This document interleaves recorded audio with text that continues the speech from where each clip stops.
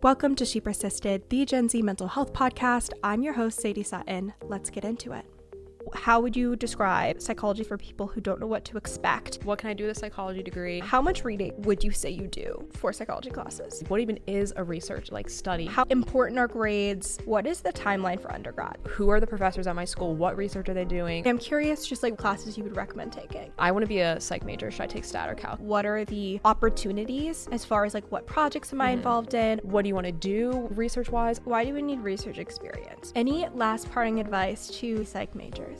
Hello, and welcome back to another episode of She Persisted. We have one of my closest friends, Olivia, on the podcast today, fellow psychology major, and we're going to give you guys a one-stop shop overview of everything you need to know if you want to major in psychology or you are majoring in psychology, because we are graduating next week as psychology majors at Penn. If you couldn't tell by our matching pea sweatshirts, which you can see in video, we are twinning. Olivia, can you give us a little introduction so people can kind of understand if their experience story relates to you, if not, etc.? Yeah, well, my name's Olivia. I am from Lancaster, Pennsylvania, and as you mentioned, I will be graduating in about a week. I'm also Just a psychology crazy. major. It's flown by. It's I can't even imagine how quick it's gone. Yeah. And I'm interested in doing a PhD in clinical psychology eventually. I'm really interested in addiction research. I'm looking at genetic influences and also adverse childhood experiences on the onset of substance use disorders. And yeah, that's me. And we will talk normally, not in academia. If you guys heard Olivia's and I don't understand anything she just said, which me also, even though I apparently am going to have a psychology degree. Yeah, I never feel qualified to do anything. That's the vibe. But I do think what is so great about this is that Olivia and I both want to get our PhDs in clinical psychology. We both went through the application cycle together this year. We're in the same seminar for our honors thesis program.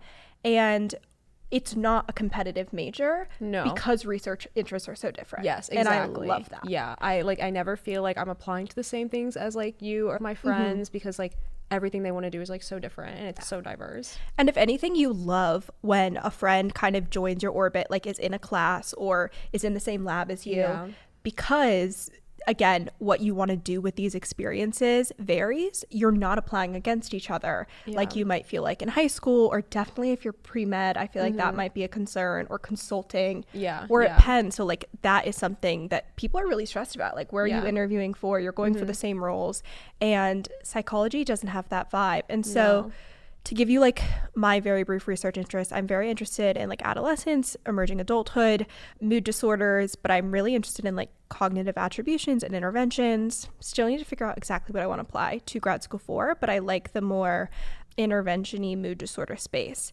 And so we're not going to be looking at the same PIs or the same research, but we can take the same classes, get the same skills at the same time. So to kind of back things up, for people that are considering majoring in psychology, it is the most popular major in the United States, which I didn't know. I did not know that until right now. It's I think we should have psychology classes in health in high school. It's very relevant and general knowledge. And you can go a lot of places with a psychology degree. You could apply to med school. You could apply to get your PhD. You could do a master's. So it's not just you major in psychology, you become a therapist. So I thought we could kind of talk about the different areas of psychology, and then vaguely the different paths you could take so that people can understand if that's even aligned with their goals. So when I was thinking about this, I was thinking about school psychology. There's organizational psychology, which is working with businesses. There's clinical psychology, where you're working with patients. There's more general psychology, where you're doing research and you're not necessarily interacting with people as much from a clinical capacity. Think there's health psychology. There's a lot of different domains that you could work in if you want to get a psychology degree. And then I'm also seeing all over my TikTok For You page, and I know you saw it because I saw you reposted, people being graduating with psychology major cannot do anything with this degree. Yes I feel that's always the concern. Everyone asks me, underclassmen ask me what can I do with a psychology degree, and my answer is always pretty much graduate school in some way, whether it's a PhD, a PsyD, going to med school. I feel everyone I know goes, or even a master's in social work.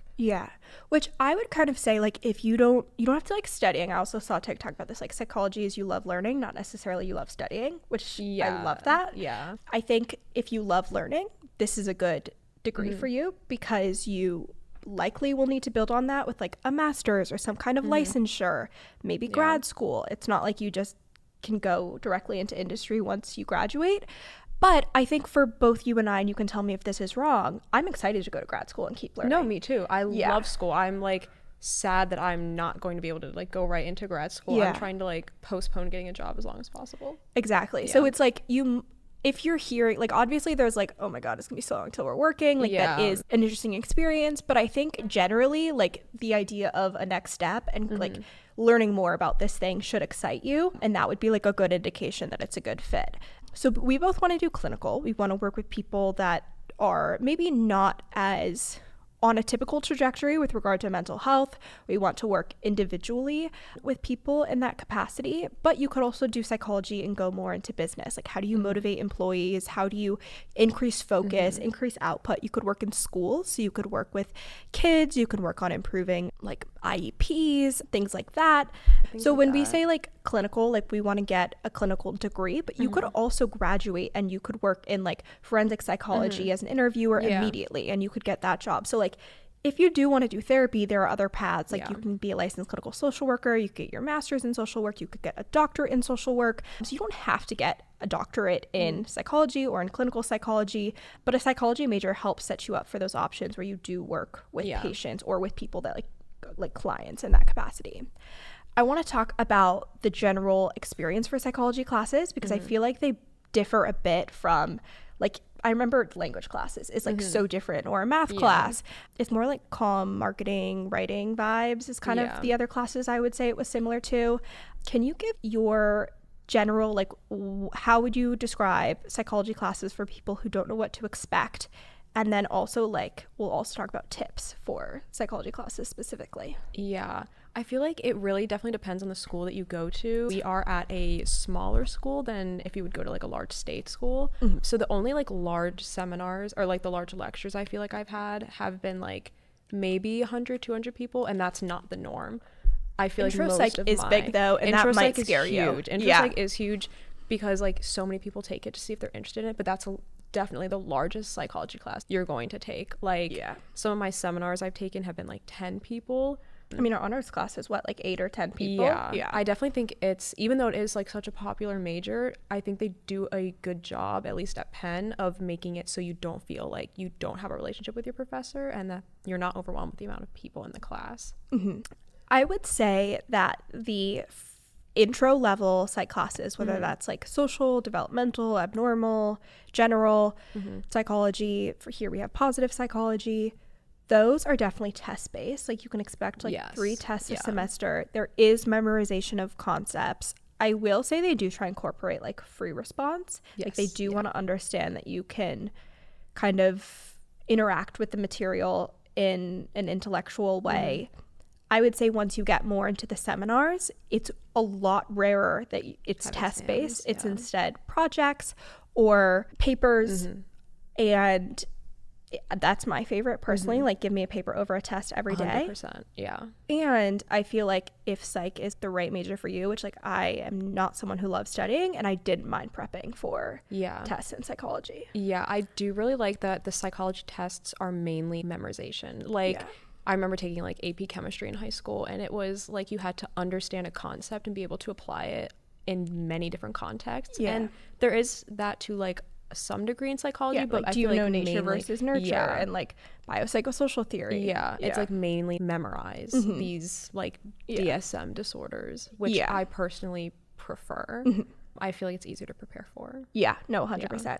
And then I want to talk about the level of reading, because this is a very reading heavy major, and there are ways to approach it more effectively, which we definitely want to give tips on. The other thing that I'll mention, which I didn't think about and which I totally screwed myself over with freshman year, is that you can kind of burn out on psychology because the concepts overlap. So freshman year, I took Intro to Psych. I took our writing seminar, which is unique to Penn, but I took Children's Language Acquisition, and I took Children in Media. And those don't necessarily sound like they would be the same, but they were all talking about the stages of learning and child development. How many times have we learned like pre-operational, operational, how language develops, like just language in general is by far my least favorite psychology concept. I actually have negative interest in how people learn how to taught. But it's easier than the neuroscience stuff, I will say, in my experience. 100%. So it's like 100%. One of those, like, you pick your poison, yeah. and linguistics could be worse. It definitely could be worse. It's just painfully boring, I think. I would agree with that. But hard. People love it. People do love it, and that's okay. Yes. That's okay. We need people for everything. It's just not my niche. Yes. Yeah. So I took those 3 classes, and even though they were in different departments with different teachers, and one was a seminar, one was a small lecture, and one was a large lecture, I was learning the same things over and over again. And I was getting assigned readings for the same thing over and over again. And I mentally was so, like, burnt out and struggled with that. And so I think being aware of, like, what your topics of classes are covering, interspersing your general ed requirements, because there is overlap with topics, and you will burn yourself out with like studying and writing things if you're in a semester where you're learning the same thing over and over again. 3 different classes. Yeah. And I could see that happening really easily with linguistics, maybe some stat stuff if you're trying to overlap with like your math requirement. Definitely childhood development, because that just like there's only one way to teach it. The other ones like aren't that bad. But I remember freshman year being like, that was horrible. Yeah. So going back to readings. Yeah. How much reading would you say you do for psychology classes? Or like how much is assigned, we'll say? Like 2 to 3 hours a day. Because I don't do that. Do you think? Yeah, that's probably accurate for what is assigned. Like academic papers, textbook chapters, other related readings that map onto what you're learning about. One of the biggest pieces of advice I give to high schoolers is that you can't do all the readings and not burn out. That's advice I got from one of my mom's friends. My freshman fall, I was freaking out. I was also taking the English class. I was up till 2 a.m. doing these readings that I never would use again. Yeah, no, I was up, like, I was taking an English class, taking like 3 psych classes. I had so many readings, and I'm just thinking like, there's a 0 chance I'm going to be able to read all of this. And then I was told, like, by my mom's friend, she was like, you know, when I was in school, like, you have to pick and choose. Yeah. Like, if you have a class where your exams are actually based on readings, do those readings. Yeah. If you have a class where you're never going to use those readings, I'm not saying don't do them, but maybe like read the abstract, the conclusion, read the summary, like skim it, because you like literally will you're going to miss important things in your other readings if you're doing these like 70-page reading that your one professor assigned that actually doesn't really matter for your grade. Like, not all readings are created equal, and you're going to get better and better at being able to tell which ones you have to do and which ones you just need to be able to ask a question about or contribute to the discussion. And I think it depends on the class. I would say the intro courses, the textbook readings, or at least being able to answer all the textbook like practice questions, that's important. So like cognitive science, remember that was a big thing, normal psych, social psych, because it's again these memorization of concepts, and you could learn them from like really working the lecture material, teaching them to yourself, but you could also do that from the textbook. Like my neuroscience classes never touched a textbook and never needed to. The professor, at least I had a really good professor for my class, and he just went over what was in the textbook, and it's like maybe I could have understood it a little bit better if I read the textbook, but it's like 60 pages for like one chapter. It would have taken me a very long time to read the textbook, and it did not turn out to be necessary. So I was like, I don't need to read the textbook for my neuroscience classes. I'm going to read the textbook for my psychology classes because I need to write a paper or something. Yeah. I would say that for the seminar style classes, you need to be able to have a conversation about it. Yeah, because your participation is usually always a big part of your grade for seminars. So they will take what you say like very seriously. Like, you need to be able to say something like, I read this and I understand what's going on, or like give a critique, which if you're good at like BSing a discussion, you'll probably be fine. But just like go in knowing that. And then one of my favorite finds this semester has been Inara. Do you know about Inara?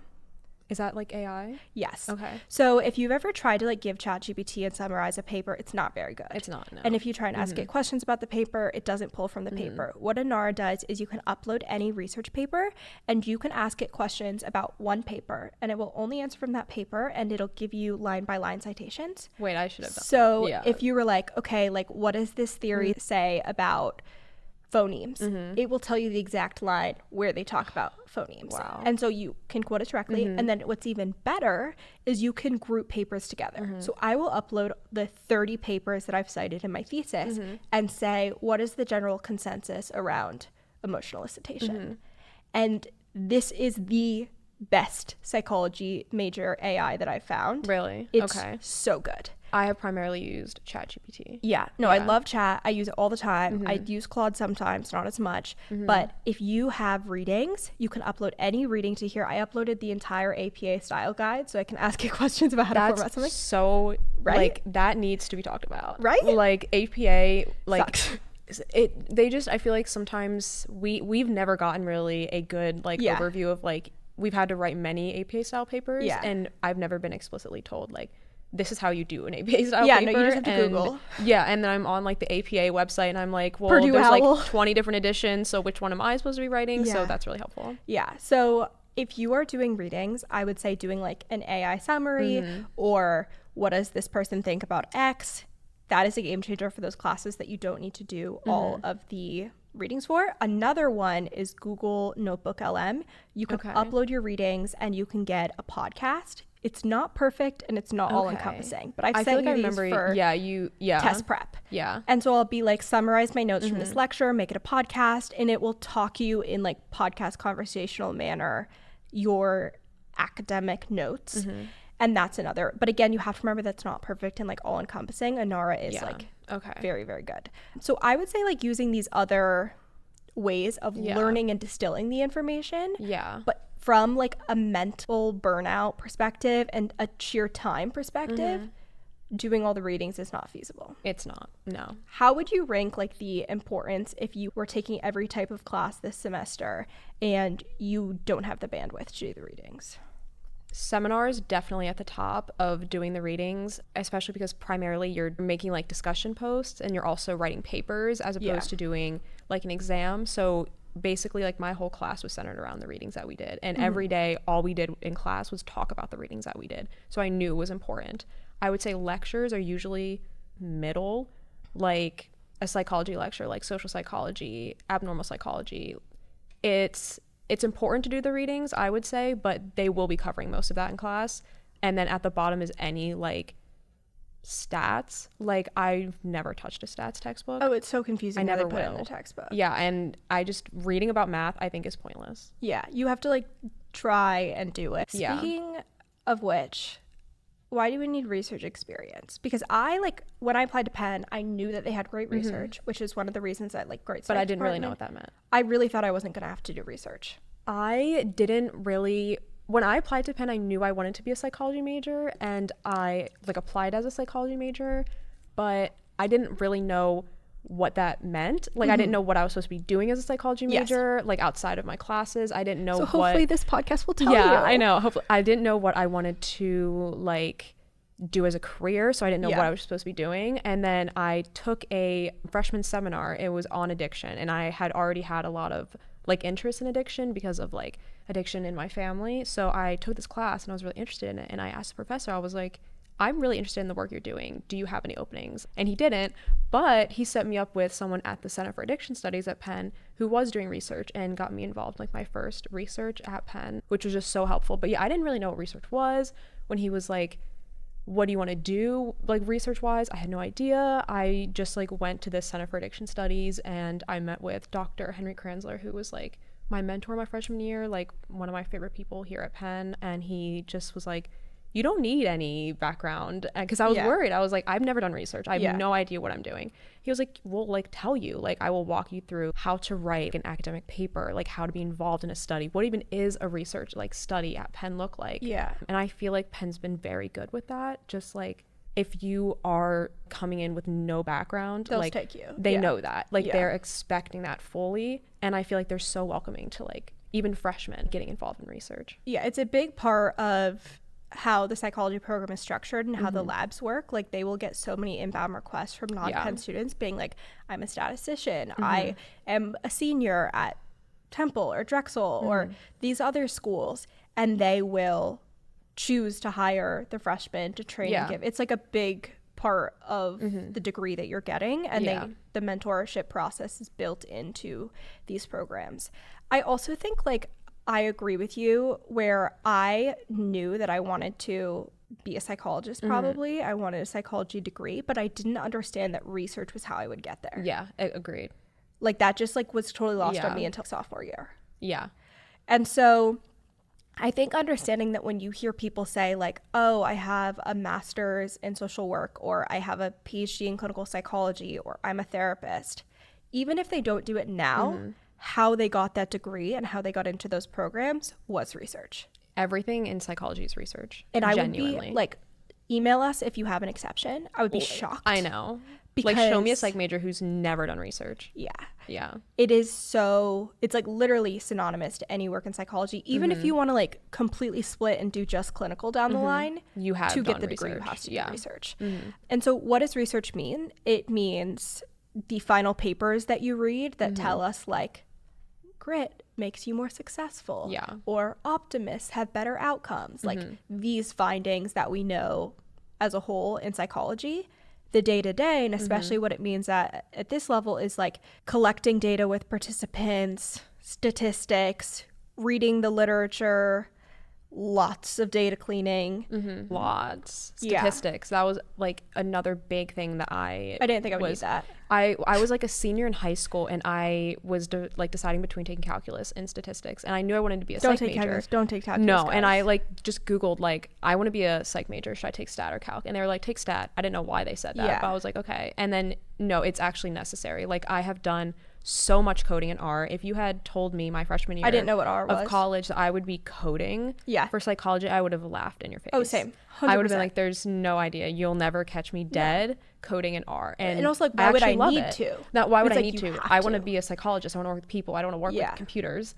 But it's like synonymous. Like you do. And you don't know that. No, you don't know that. Now you know that, but you didn't. So basically like you will understand the more you get experience, but like if you want to go into psychology, that means you're going to do research. And unfortunately, and you also might be, okay, I'd like to get involved with psychology as an undergrad. I'm ready to write papers. No, you're not. That's not happening. So we're going to like get later into like posters, papers, publishing, what it's like working in a lab, but just like also to clarify what research as an undergrad looks like is not that. Which is, I will say, very weird because that was my first experience. Really? Like at the Center for Studies of Addiction, like when I was starting off, the research was done. They were at the manuscript writing process, and that's all I did. Yeah, I work in a lab like that, and if you can find that. Because I didn't know at the time how like invaluable publications were going to be, and so publications are the currency of psychology. They literally are. And so I was just like, I'll help write this manuscript. I don't really know why I'm doing this. Like I don't really know much about it. And that was like so important. But it was weird. I had like a backwards experience where I like started off writing the papers, and only until my junior year did I ever actually do like a research study from like the beginning of like actually collecting data. Yeah. So if people are like, okay, I get it, I have to do research, I want to do research, what is the timeline for undergrad? Because I feel like, I mean, we are at a very pre-professional school, so there is this set timeline. There's this pressure for people to have like summer jobs or internships.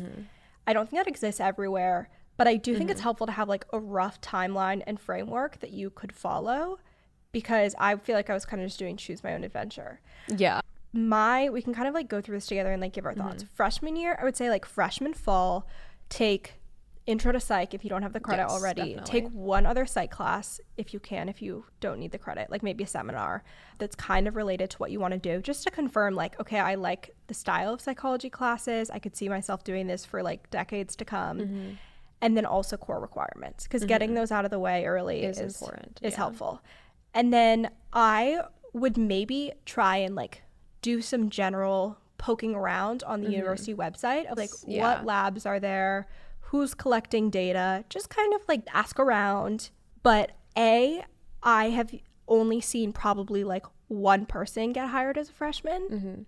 Two, actually. It's hard to first semester freshmen get hired. And by hired, at least for me, I mean volunteer and working for free. Because that's the only option. Unfortunately. And B, you're just like adjusting and trying to survive. What would you say for first semester freshman year?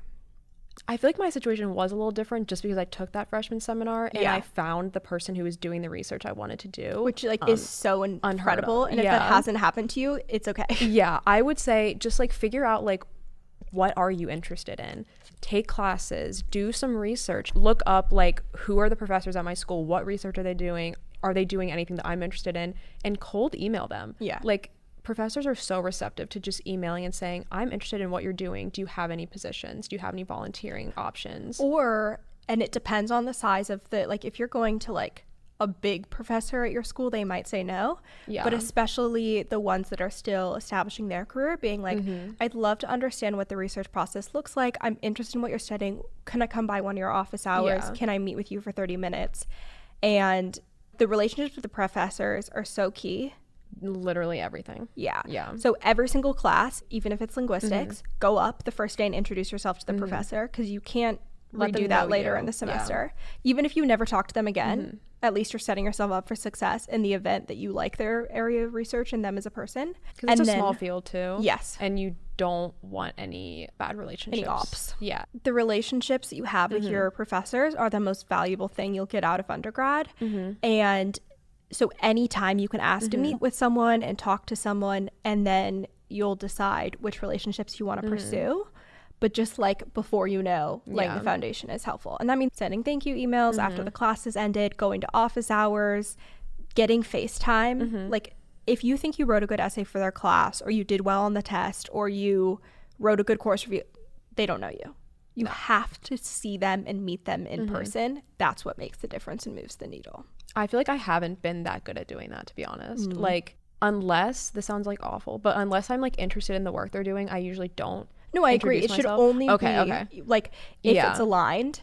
But if you're a freshman and you don't know what you want to do, no, freshman year, you want to keep your doors open. Yeah, I feel like once I narrowed in like what I want to do, I was like, I'm only going to network with those professors. Yeah, totally valid. What do you think about freshman year summer? Because I did nothing freshman year summer, and I have no regrets. I think that was totally fine.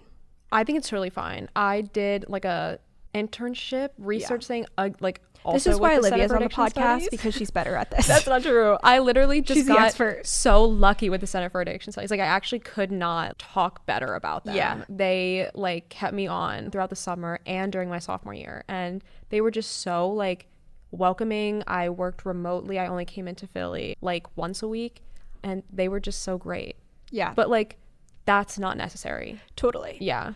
And I do think this is why we're harping on like labs and mentors, because I would say, again, I said the most valuable thing is the relationships, the experiences you get in labs, finding the right one that sets you up for success like that. It's makes amazing. All the difference. Yeah. So if you want something to do freshman year, being a research assistant at a lab over the summer is perfect. And it doesn't have to be at your university. If you're like, I am volunteering for free or I'm on work study, I can't afford to rent somewhere over the summer, you could do any university near your home. Yeah. There's virtual work that can be done.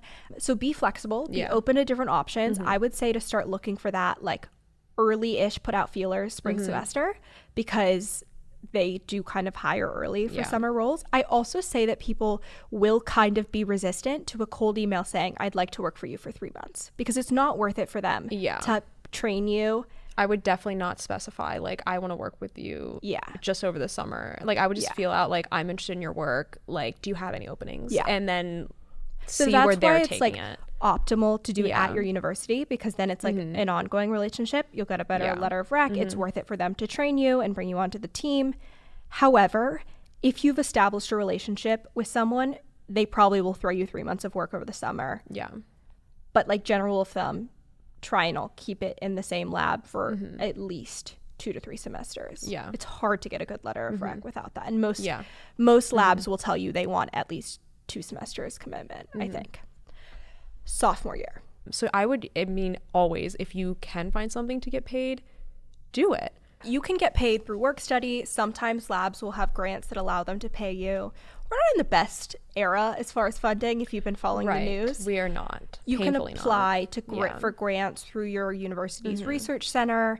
You could get independent funding. There are a lot of ways to do it if you feel you need to get paid. The way that I've done the podcast and research is I've subsidized that by doing social media work. So having something where you have some income that allows you to then volunteer these extra hours towards your career goals is also an option. And I would not worry too much about, like, the communication neuroscience lab for me was not really the research I wanted to be doing. And at first I was a little worried, like, is this going to look bad that I'm going a little all over the place with my research right now? But I don't think that's like a bad thing at all. Like, the more experience you get, the more you will realize what you want. Because if you only do one type of research, even if you're like confident that's what you want to do, like you really should have some other experiences. And grad schools are just looking for like, you have experience. I don't think they really care that much. That like, okay, maybe you did like depression work your freshman year, and then sophomore year was like schizophrenia, and then junior year was addiction, and only then did you realize you want to do addiction work. I think they'll pay attention to like what you write your thesis about, so like what your interest is for your independent project. If you do a job after graduating, which we'll talk about, what you chose to do for that. But I would say as an undergrad, the best thing you can do is diversify your experiences. So get some experience with data cleaning, some experience with active data collection, experience with different sizes of labs, experiences with different styles of mentors. What type of data collection do they do? Is it a Qualtrics survey, or are they like hooking people up to an EEG? Yeah, no, I think it's so much more important what you're doing at a lab than what the lab is studying. Like they want to see that like you've been involved in every aspect of the research process, like no matter what lab you're at. Okay, and related to that, size of research labs. Just tell me like your experience with size of research labs and what you liked, what you didn't. I think there's definitely pros and cons. I don't know. I would say there's pros and cons for each. I think if you can expose yourself to both, because a smaller lab, that might be something you really love, really getting to know the people. You really understand everything that's happening in the lab. You have more input on what projects are going on. You'll probably know the PI better. A larger lab, the benefits are that A, there's a sense of community. There's more scaffolding as far as mentorship. So you have people that are sophomore, junior, seniors. And you can ask them questions about what to do in undergrad. You then have postbacks, who are people who have just graduated and haven't yet gone to grad school. You have grad students. You have the PI, who's a professor. No, sorry, before the PI. You have postdocs, so people who've gone to grad school and are still doing research. And then you have your PI and your professor. So you're able to see like what your future career will look like. You can ask questions. You can get support for grad applications, grant applications. A lot of the times also larger labs will be doing more data collection. So if you want to be like really involved with a larger study, like for example, the lab I'm starting at as a postbac in June, 5 postbacs are starting at the same time. So like big, larger lab, larger study happening, tons of participants moving through. There's not a good or a bad setup. Like I would say that I see my PI more in the larger lab than I did my smaller lab, which is counterintuitive.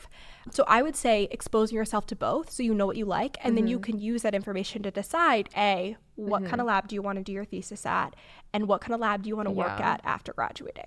Yeah, and I think like almost more important than the size of the lab is the type of professor running the lab. Like as you mentioned, like you could have a small lab, but if you don't have a hands-on professor, like it doesn't really matter if you have a small lab, you're not going to see them. But if you have a hands-on professor, even if the lab is large, you will see them. And for me personally, I'm very much a person who likes a hands-on professor. 100%. I want someone, not even just for research, but like I want a relationship. I want like my professor that I'm doing my senior thesis with right now, absolutely adore her. She's like so hands-on. She asks me how I'm doing every day. Like she knows about my personal life, and that's made me way more productive in her lab than any other position I think I've had, just because of like building that relationship.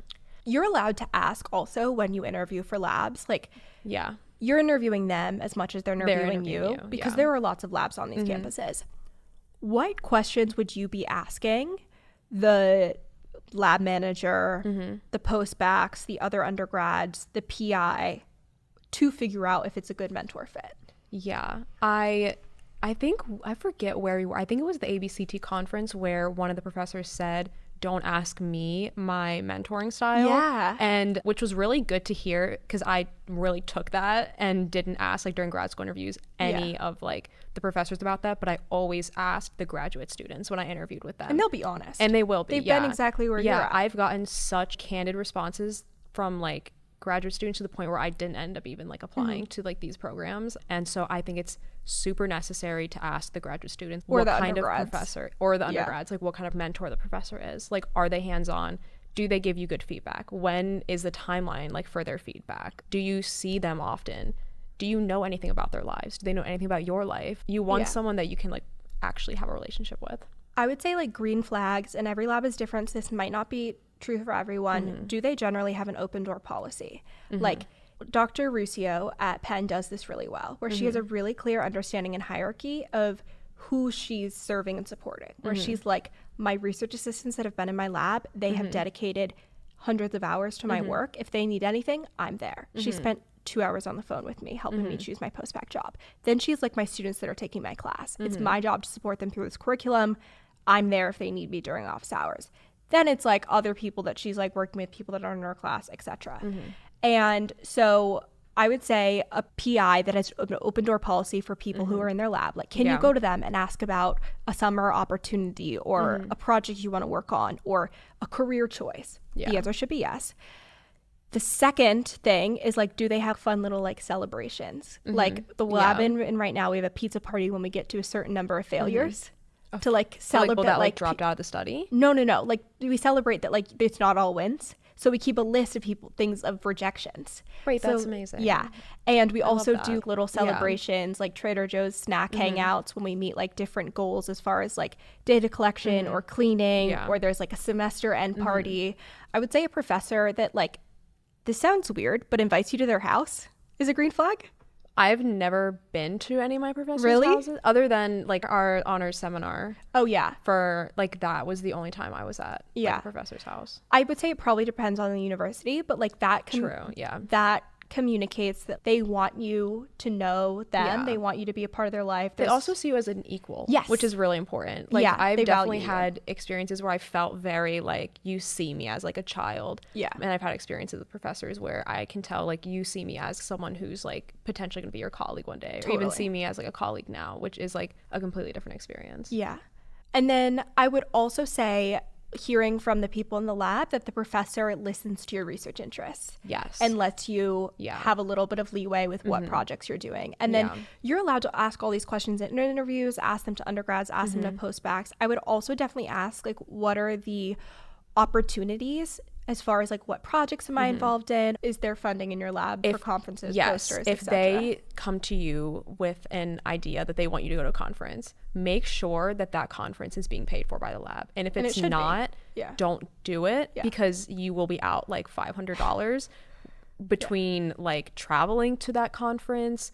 Actually registering for a conference is like at minimum like $300. It's expensive. And especially for someone who's like a first generation college student, I had zero clue as to what a I didn't even know what a conference was. I mean, unless your parent literally does research, you don't know what a conference is. You don't know the expectations. No. And I feel like some more conversation about like, this is what I can actually financially provide for you as my student is necessary, because you don't want to be in a position where you just found out that you have to register for a conference.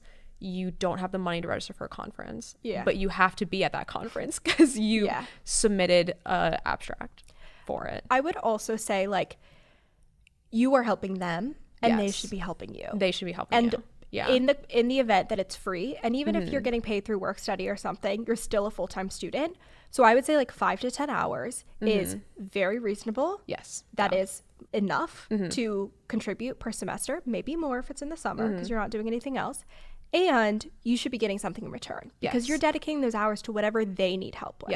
Yes. And so are you getting really great experience with data collection, hands-on stuff? Are you getting a great letter of recommendation? What is going to go on your CV? And we're going to talk about CVs. Yeah. But I would say like, you are providing value to them. That's why they want you. And also, what are you getting out of it? Yeah. Okay, I'm curious, just like random quickly, classes you loved, classes you would recommend taking.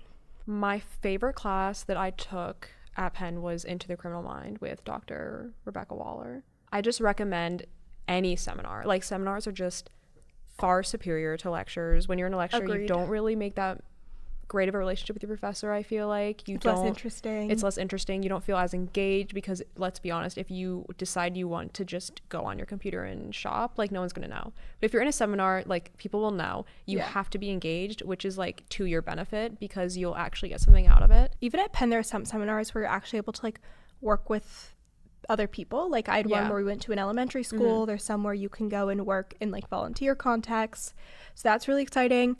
I would say my favorite class was Grit Lab. If you're going to Penn, you have to take Grit Lab. best class setup, best class content, 10 out of 10. Angela Duckworth is the best person I've ever met. She is coming on the podcast. We recorded this week. Wow. That's an honor for you. That's crazy. A full circle moment because I wrote my Penn essay about Really? Brit. Yes. Wow. So I was like, you made it. You made it. You literally made it. Yes. Yeah. So that one is incredible, but I also loved Science of Wellbeing, which was with Dr. Seligman, just because it was like Dr. Seligman. Like a retrospective of his whole life's work. We have some books here by him. We also have Grit somewhere.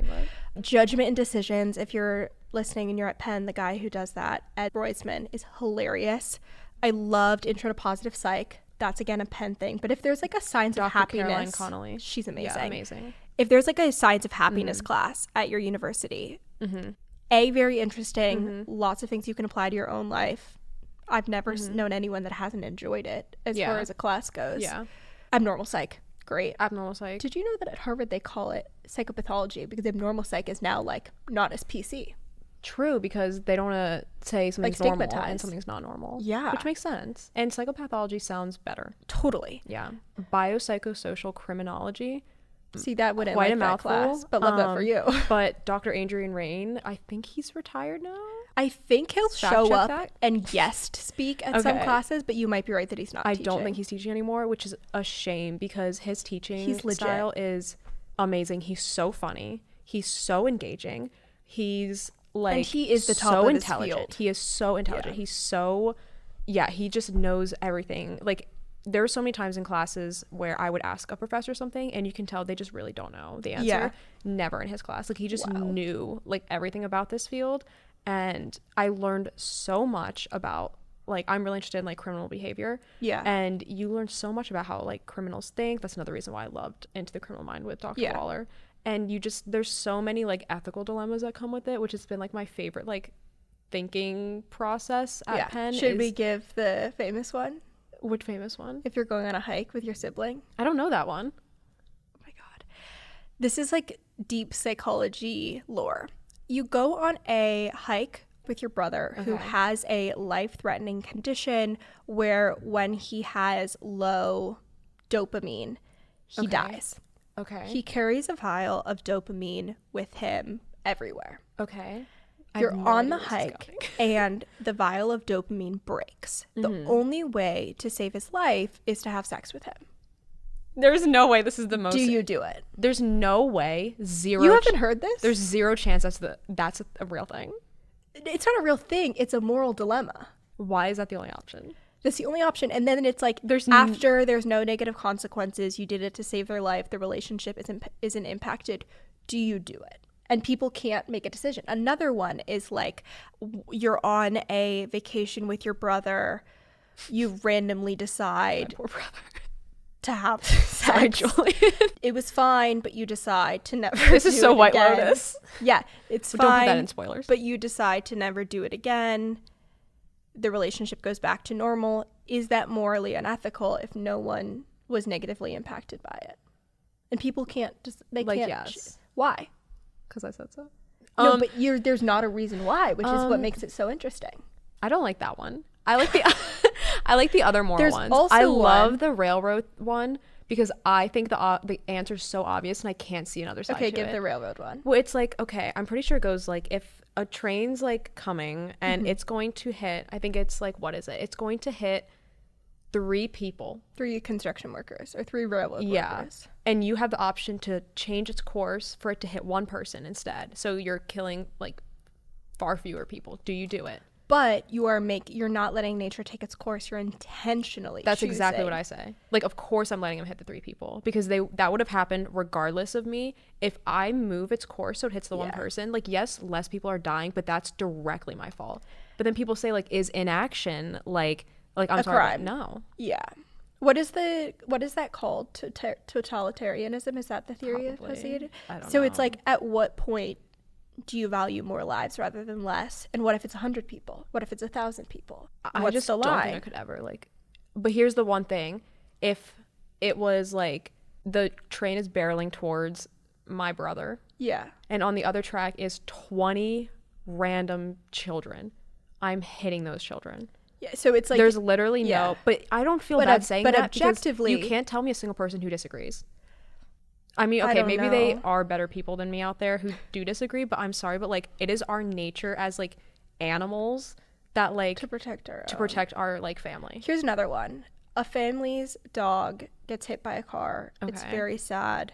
There's nothing that can be done. They're curious what dog meat tastes like. They decided to cook and eat the dog. Okay. Is that bad? No. What? But that was their dog. True. How's that different from eating your sibling? Have you ever had a dog? No. Okay, she doesn't understand, guys. We can't ask her. Say a cat. The family cat dies. Yeah. The family is curious what cat tastes like. Yeah. They cook and eat the cat. Is that wrong? Legally, yes. Morally, Why is it legally wrong? The cat was already dead. Wait, isn't it legally wrong? I don't know. I think it is, isn't it? Girl, I don't know. Maybe it isn't. I don't know. So this is like, if you like these kind of conversations, take a seminar. Yeah, exactly. Yeah. Like my Into the Criminal Mind, we were constantly talking about moral blame. Yeah. And how, like, if someone is a psychopath, you can explain their behavior, not excuse their behavior, but explain it based on whatever psychopathology they have. Like, at what point are they no longer, like, responsible? Or wait, my favorite one was in biopsychosocial criminology. Dr. Adrian Rain talked about this guy. I'll never forget it. It was this guy who had like a wife and a stepdaughter, and he was completely normal guy, and he got a brain tumor, and it gave him like pedophilic thoughts, and I know this one. Yeah, and he started watching like child porn. I don't know if he ever did anything to the daughter or not. He reported like thoughts and urges, I think. And then they removed the tumor. All the thoughts were gone. And it's like, is that him? Were those his thoughts? Is that his personality? And there's not a clear-cut answer. There's just not. I love those types of conversations. Yeah.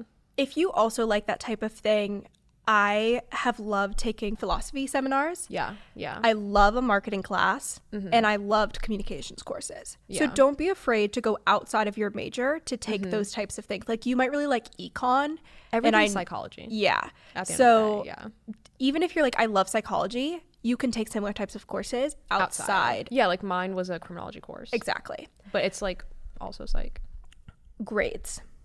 How important are grades? Oh my gosh, you guys, Olivia and I had so much to say that we're going to split this into 2 episodes so you guys can get all the psychology advice and information, and it's not 2 hours long. If you want to keep listening to our psychology advice and all things classes, research, work-life balance, grad school, and more, go ahead and tune in later this week for episode 221, part 2 of this conversation with Olivia. See you in part 2. If you enjoyed this episode of She Persisted, make sure to leave a review, subscribe, and share with a friend or family member. Follow along at She Persisted Podcast on TikTok, Instagram, YouTube, and more for bonus content. Thanks for listening, and keep persisting.